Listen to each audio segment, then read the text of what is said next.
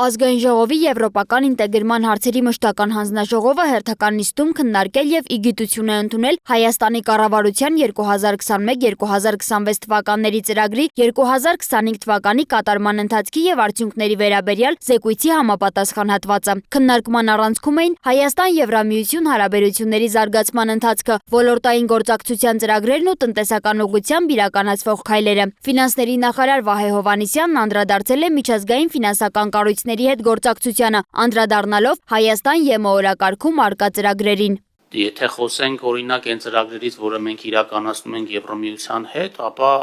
կասկածից վեր է, որ այն ինչ որ մենք հիմա անում ենք հյուսիս-հարավի հարավային կտորի կառուցման համար, շատ էական ազդեցություն ունի նաև խաղաղության խաչմերուկի կենսագործման տեսանկյունից եւ կարծում եմ, որ դա շատ էական թե տնտեսական եւ թե ռազմավարական առումով կարեւոր ծրագրեր են, թեև դրանց ազդեցությունը կերևա այն ժամանակ, երբ որ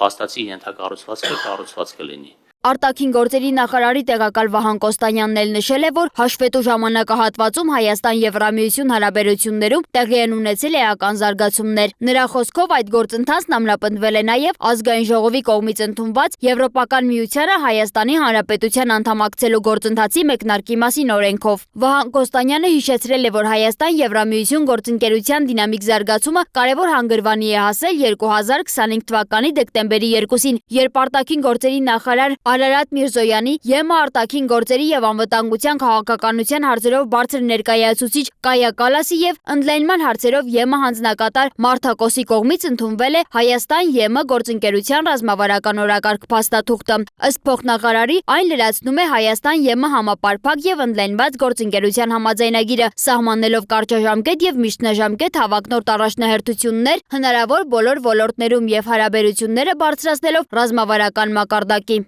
Հայաստանի Հանրապետության եւ Եվրամիության կանոնադրային հետեւյալ մարմինների նիստերն են տեղի ունեցել գործընկերության խորհուրդը, գործընկերության կոմիտեն, մուտքի արտոնագրերի դյուրացման եւ հետընդունման հարցերով համատեղ կոմիտեները,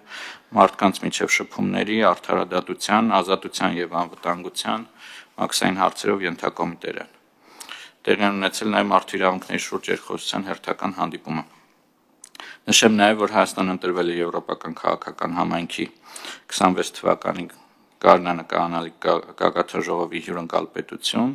եւ սպասում ենք, որ մայիսի 3-ին եւ 4-ին տեղի կունենա այս գագաթնաժողովը Հայաստանում եւ բացի դրանից տեղի կունենա Հայաստան-Եվրամիություն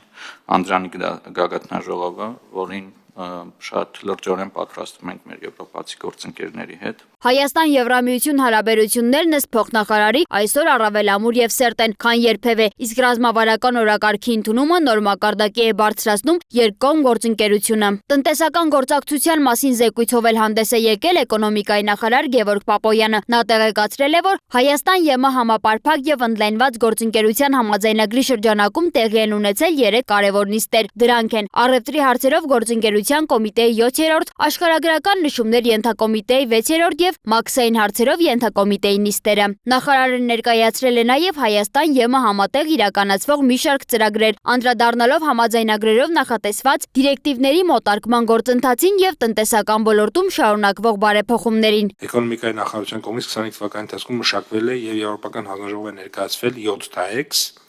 որոնք հաստատվել են եւ գտնվում են ԵՄ-ի կողմից բանակցային փուլում, իսկ մինչ այդ 4 միջոցառում արդեն իսկ իրականացրել էին։ Իրականացված TAEX-ներն են բժշկական լաբորատորիաների հավատարմագրում, բուսական նյութերի հավաստագրման մեթոդաբանություն, ԵՄ-ում ստեղծագործական կենտրոնների կառուցվածքներ եւ քաղաքականություն եւ թափառող շների վերահսկում որպես կենթանաբանական հիվանդության աղբյուր։ Հայաստան-ԵՄ գործակցության տնտեսական բաղադրիչը նախարարի խոսքով շարունակում է ընդլայնվել, ընդգրկելով առևտրի մաքսային կարգավորումների, աշխարհագրական նշումների պաշտպանության եւ եվրոպական չափանիշներին մոտարկման նոր ուղղությունները։ Սոնա Գիշյան, Տիգրան Ղազարյան, Free News, Ազատ լուրեր։